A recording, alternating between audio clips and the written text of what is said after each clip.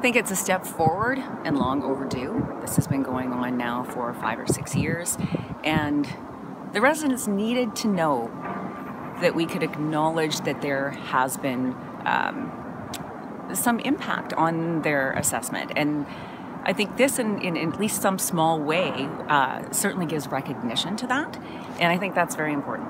I would like to think that most of us in our city feel that we should be able to expect fairness and similar services. Not identical, we all live in different places, in different spaces around the city, but where we have gross inconsistencies, that we should try to step up and do what's right, so that we level the playing field a little bit, an acknowledgement that sometimes we cannot or will not be able to address things in a timely fashion to bring folks up to services that are similar across the city. But in the interim, that we do what is reasonable to have some form of recognition of that right. I think that my colleagues share the views of most of Saskatoon, where we want to ensure that we're operating fairly.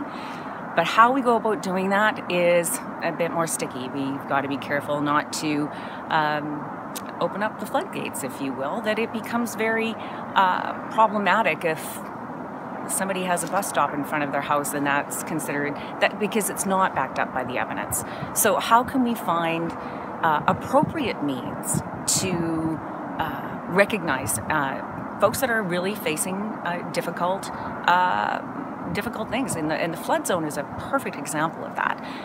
The people whose streets are flooding are literally pitting neighbor against neighbor, street against street. I don't think that's in the best interest of any of us to have that continue.